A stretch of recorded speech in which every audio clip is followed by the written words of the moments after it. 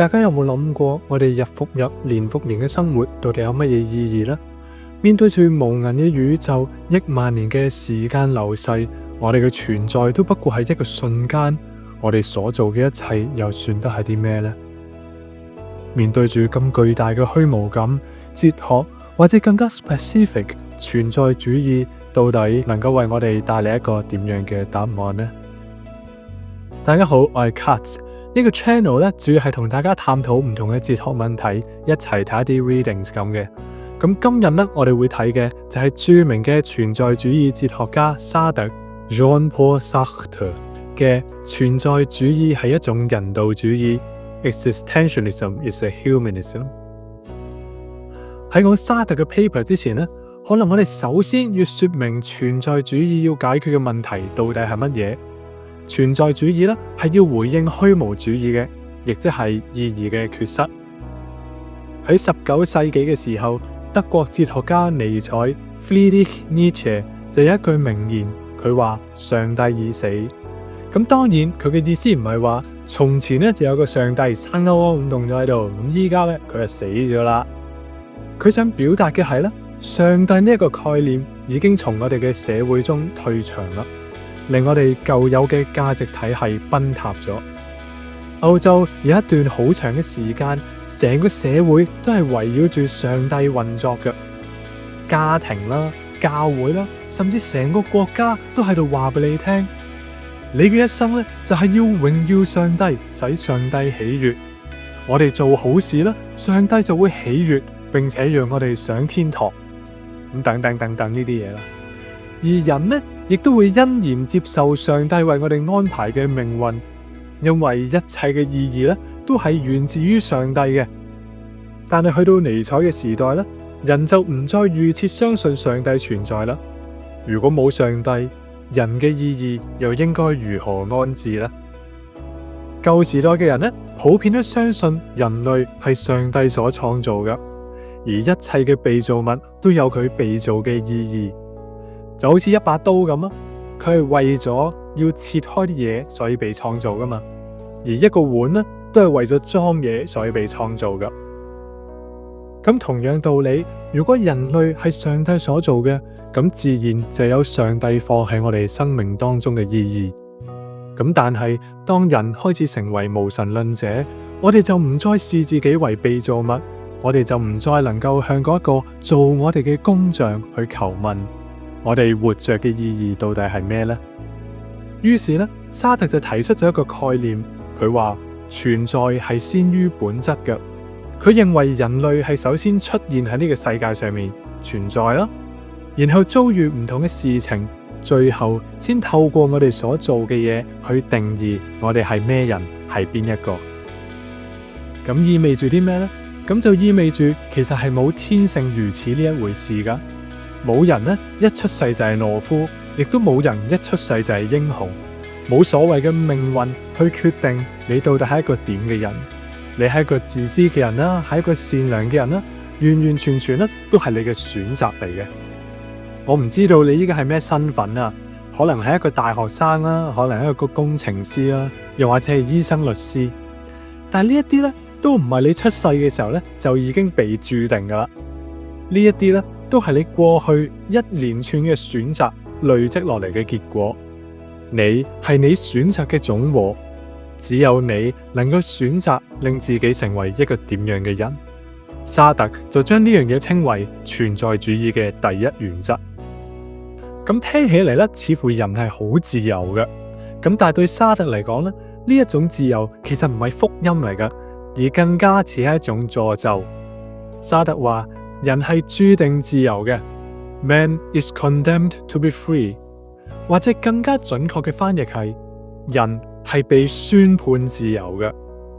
沙特話，我哋係被宣判自由嘅，係因為我哋本身就係被拋擲去到呢個世界嘅，我哋冇辦法去決定自己係咪存在，而一旦我哋開始存在，我哋就被迫要選擇，唔單止係被迫選擇，更加係被迫要為自己所做嘅一切決定負上絕對嘅責任。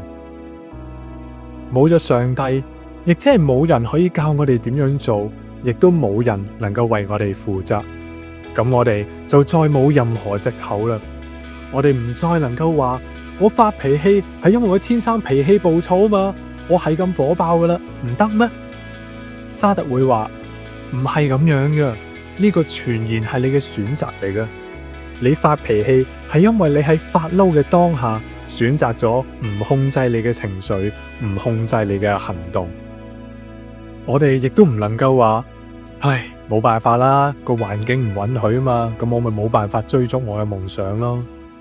因為咁樣，其實係我哋選擇咗喺環境低頭，我哋選擇咗妥協，我哋冇選擇到堅持，冇選擇到追夢。絕對嘅自由就意味住絕對嘅責任，所以其實好多時候呢，我哋都好想逃避呢一種自由嘅，我哋好想話俾自己聽，哎呀，有乜嘢計啊？我其實只係呢個大世界嘅齒輪嚟嘅咋，好多嘢呢，我冇得揀㗎。沙特將呢一種心態稱為 bad faith， 自我欺騙，其實係對自己講緊大話，係嘗試去呃自己。我哋其實就好似一把刀咁，就好似一個碗咁，我哋得固定嘅功能㗎咋，我哋完全冇選擇嘅餘地㗎。咁但係其實我哋永遠都有選擇嘅權利㗎，我哋隨時都可以選擇反台去過另一種生活。不過當然啦，沙特都會同意咧，呢一種所謂嘅自由，其實係會為我哋帶嚟好大嘅焦慮感嘅，因為我哋唔單止要為自己嘅選擇負責，更加要向全人類負責。沙特認為，正正因為我哋冇一本說明書話俾我哋聽，人類應該點樣做，所以我哋每一個行動其實都喺度塑造緊成個世界嘅價值觀啊！當我哋做選擇嘅時候，我哋唔單止喺度為自己做選擇，我哋係為全人類做緊一個示範，話俾人聽人類應該點樣過活。當你決定講一個對你嚟講無關痛癢嘅大話嘅時候，其實你同時咧都係為呢個世界立下緊一條法則嘅。你嘗試話俾呢個世界聽，其實有時候咧講一個細細地嘅大話咧都冇咩問題嘅。相信咧有人會即刻反駁嘅，邊有可能每一個選擇都喺度立緊法則呢？唔通我去打網球就說明我想全世界所有人都同我一齊去打網球咩？咁當然啦，你好可能唔係真係想要全人類都陪你去打網球嘅，但係沙特會話你仍然喺度宣示緊一種價值觀嘅，就好似揮灑汗水鍛煉身體係好嘅，又或者為興趣投入時間係值得嘅，等等等等，呢一啲咧都係你宣示嘅理想嘅生活方式。事實上，點樣去詮釋行動本身，都係呢一種價值觀宣示嘅一大重點。因為相同嘅行動咧，其實可以有好唔同嘅詮釋噶。例如係咁啦，我想揾一個女性做伴侶，咁我呢個行動背後嘅價值咧，其實可以有好多唔同嘅解讀嘅。可能係我認為每一個人都應該揾一個女性做伴侶嘅，即係可能男人嚟真係信唔過啊，靠唔住啊。又或者係我覺得每一個人都應該係異性戀嚟嘅，係咪？即係我係男性嘛，所以我揾一個女性就正常啦，咁樣先啱。但亦都有可能咧，其實我係支持多元成家嘅，只不過咁啱我係喜歡女性嘅。咁我宣示嘅價值觀咧，其實就係所有人都有自由戀愛嘅權利。但無論如何都好啦，我哋喺選擇嘅時候，其實就宣示緊一啲價值。沙特認為呢樣嘢咧係我哋必須要認知嘅，而同時咧，亦都係因為呢一種認知令我哋焦慮嘅，因為我哋每一秒都喺度選擇緊，我哋每一秒都喺度投緊票啊，而且係冇得棄權嘅。因為投棄權票都係一種選擇。既然選擇係咁重要嘅，咁喺呢一個冇咩指引嘅世界，我哋應該點樣判斷呢？沙特咧就講咗一個佢喺二戰期間遇到嘅真實案例。佢有個學生咧嚟問佢攞意見。呢個學生嘅哥哥咧喺戰爭當中被殺，所以佢想參軍去為哥哥報仇，同時咧亦都想保家衛國。咁但係咧，佢又係佢母親唯一嘅依靠。如果佢走咗咧，佢阿媽好可能會好傷心，甚至咧係冇辦法繼續咁正常生活。於是咧呢個學生就陷入咗兩難啦。第一個選項留低陪阿媽啦，呢個選項咧係有具體成效嘅，因為佢好可能咧可以令到佢阿媽唔再抑鬱。咁但係咁樣咧都只能夠幫到一個人啫。而第二個選項就係上前線去戰鬥啦。呢一個咧係為咗一個更加崇高嘅國家大義噶。咁但係呢樣嘢嘅成果係好飄渺嘅，因為佢好可能係無足輕重噶嘛，甚至衰啲講句，有機會出師未捷身先死嘅。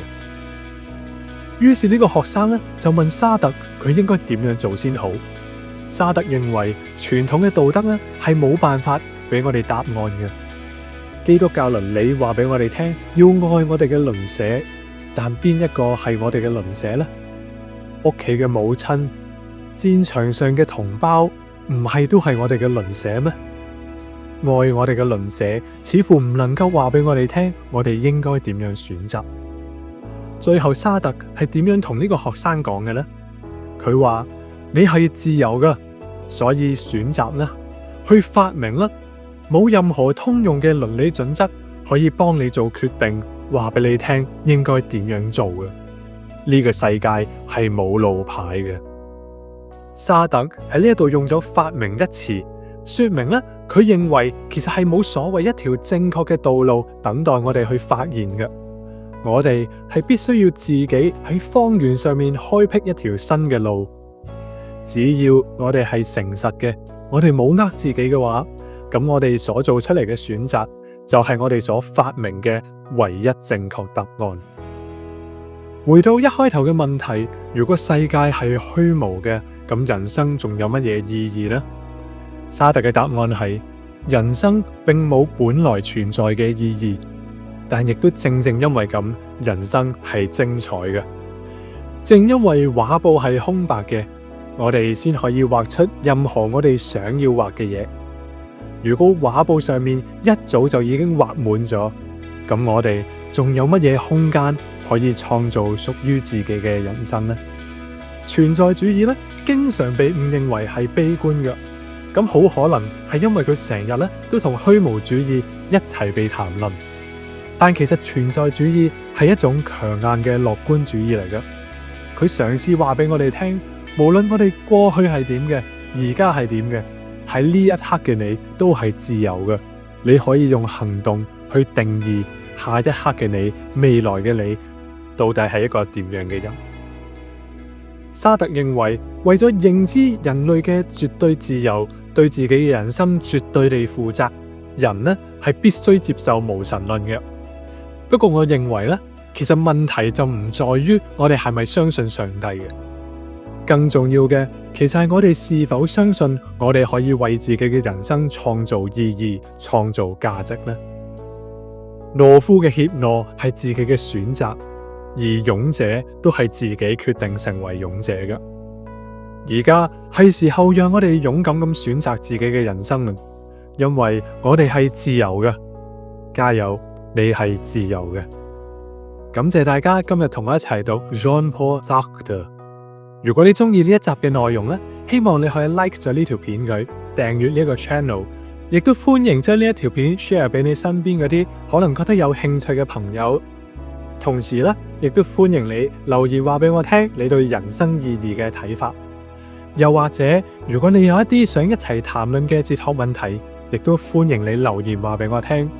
就當係俾一啲靈感我係 Kat，我哋下次再見，拜拜。